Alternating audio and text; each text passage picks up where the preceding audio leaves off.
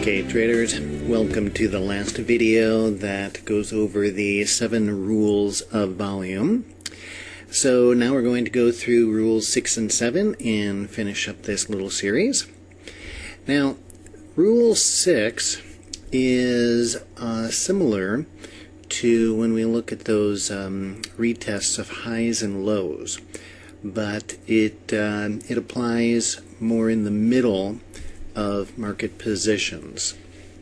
So this one actually has more application because the last one is really for reversal trades, looking for those double tops, double bottoms, the retest of major highs and lows. Whereas this rule can really apply pretty much anywhere in the chart. So let's take a look at it. And what we're looking at is the market to, here's a level of resistance. So the market comes up and it puts in a high and comes back down. So just the fact that this is a cycle high makes this a level of resistance, okay? It's also a wave high.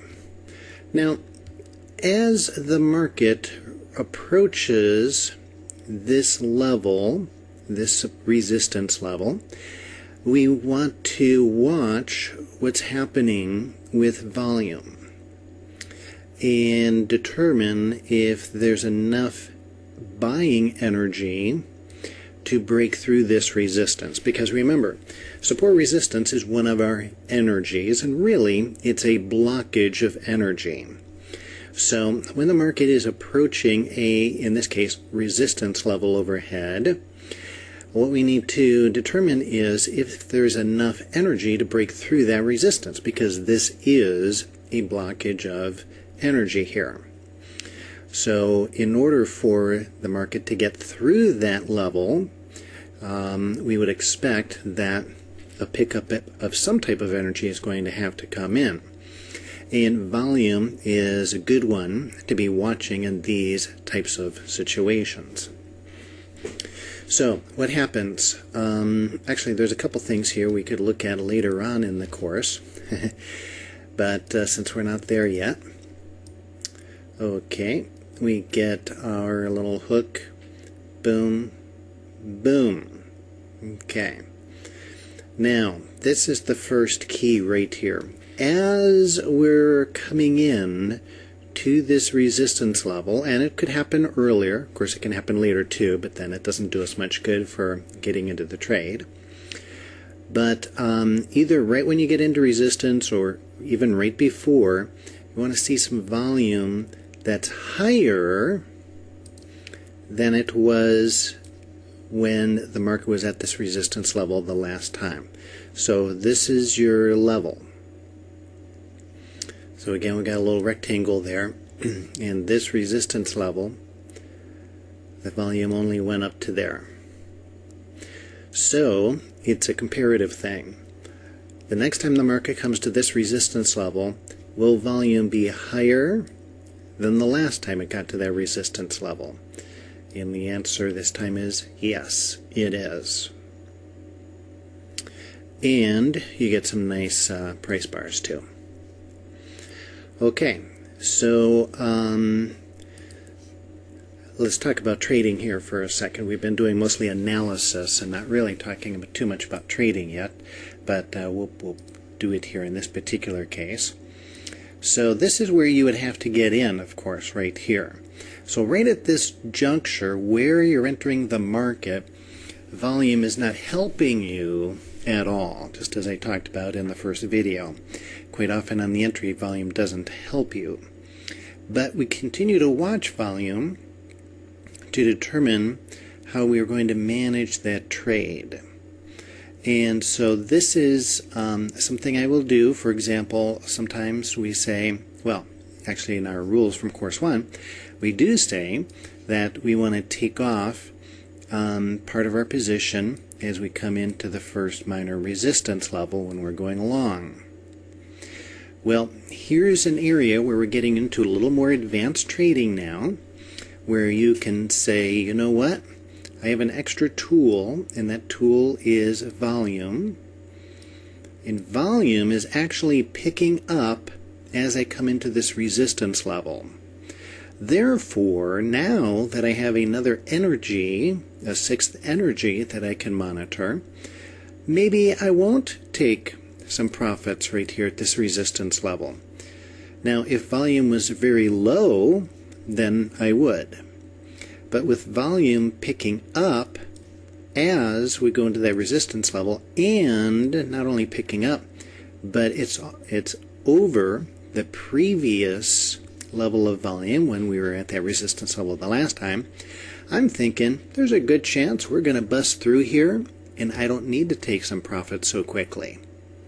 Maybe I'll just let that thing ride. Now I'm going to continue to watch it. I'm going to watch it right at this level. But of course here it's easy because green bar, and then even, it gaps up. So this is one extra tip for you now that you're getting into some more advanced stuff, some intermediate stuff, where you can increase, and actually quite dramatically increase, your risk-reward ratio by not having to take off part of your position at this first resistance level. When you see this volume kicking up and actually increasing above the last time the market was at that resistance level, you might want to let your whole position ride through it. Again, watch it bar by bar. Be very, very careful. If it comes here and it just goes sideways, you may want to lock in some profits. But in this particular case where it just screams through here like there's no tomorrow, it's very easy to go ahead and let that puppy ride. Okay, or if you want to be conservative, instead of taking half off here, you can just take a quarter off, or an eighth or whatever, just a smaller portion. So that is the basic aspect of rule number 6, and again, I think you can see how powerful this rule number 6 can be with regard to your money management, that when you're retesting support resistance levels, watch your volume and see if it's greater than the last time we got there. Now, let's, we've actually got some different examples here, so let's go ahead and look.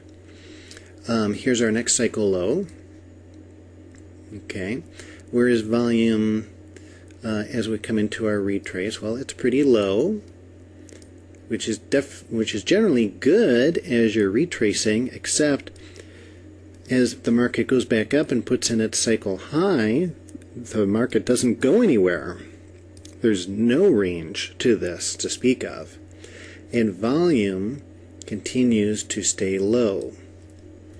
Therefore, when this cycle high gets up there, and you say, wow, volume is not increasing, price hasn't gone anywhere, this is, again, where some advanced money management might come in, and you might say, you know what, I'm just going to go ahead and lock some profits in, because there is no energy.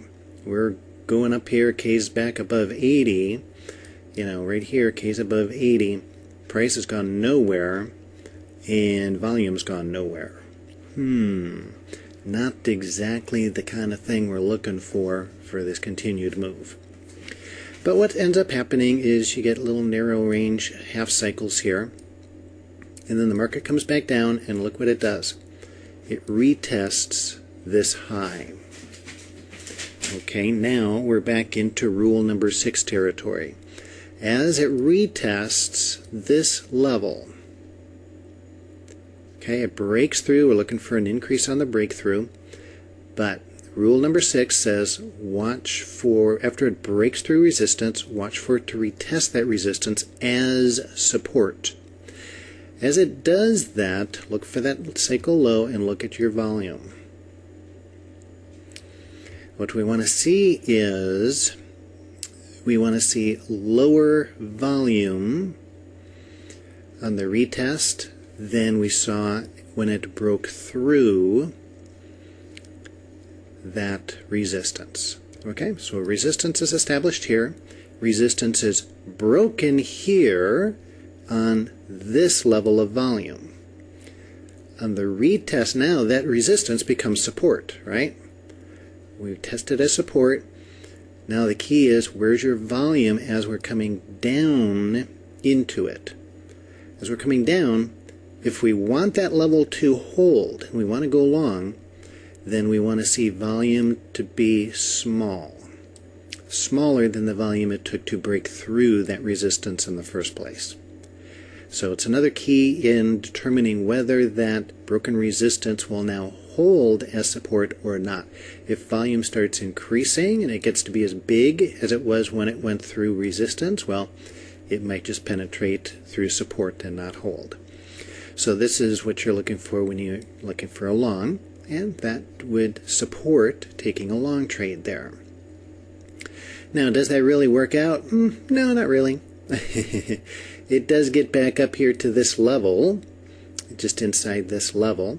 And now see again, this is where if we took this long, this cycle high, we're watching this level to take off our first profits. We usually put our 50% of our profits will be taken inside of that resistance level. We get up there, we put in a little double top type pattern, and as we come in there, we're watching volume. How's volume doing as we're approaching this resistance now? Well, it's doing terrible. It hasn't increased at all. In fact, by the time we actually get to that cycle high, it's even gone down a little bit. Therefore, we say, you know what? Man, that's not working out for me at all. Yeah, we got back to that high, but just a few pennies inside that high. But there's no volume, there's no energy to push it through that resistance level. So definitely I'm going to take half my position off, and you know what? Maybe I'll even take more. Maybe I'll even just lock in the whole thing and see what's going to happen, or lock in 3/4, because it is not looking good that price is going to break through that resistance. Okay, and as we come back down, volume just completely, there's almost nobody playing this game right now. This is Apple. And it comes back down again. Now we got a little ABC retrace. I get a little bit of an increase in volume coming back here. So here's our stir step plan. This is all pretty much the same in here. This is a little lower, a little lower. Oh, a little bit of an increase in volume. Okay, and then we come up here, boom, boom, and now we get a major increase in volume. And guess what? It finally breaks through that resistance because it's got the energy to do it. Alright, so this alone, my friends, can make a huge difference in your trading, in the way you manage your money as you come into these support resistance zones, and dramatically change and alter your risk-reward ratios. Okay, so that's it for rule number 6. Let's move on to rule number 7.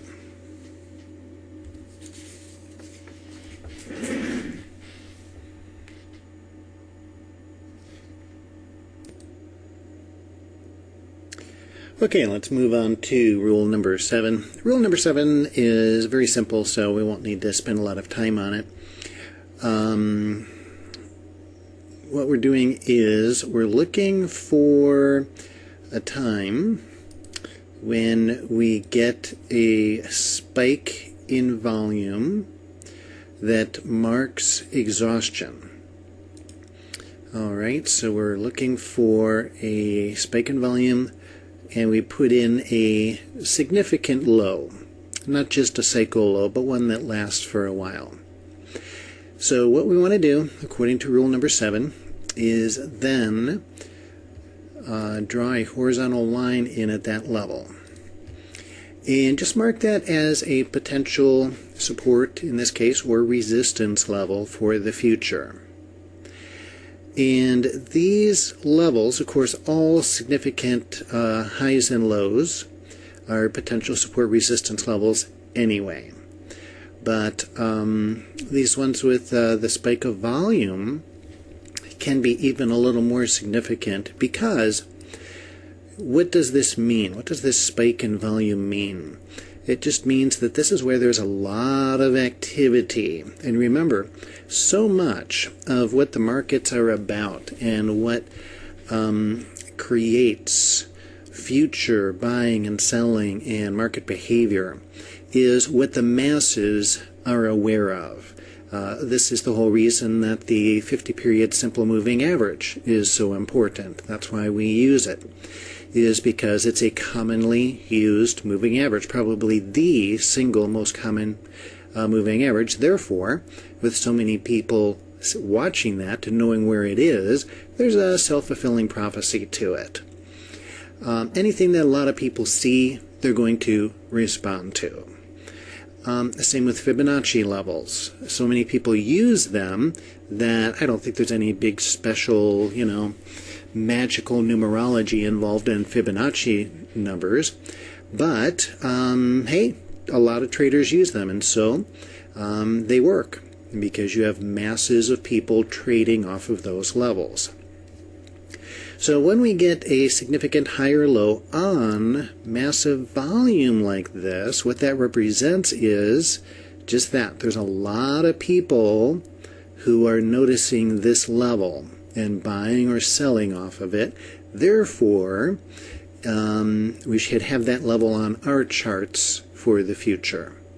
And as you can see, boom, okay, well, we come back down and we put a little double bottom in here. Of course, that's on much less volume, so that's fine, and that goes back toward our other rule where that's likely to hold support then.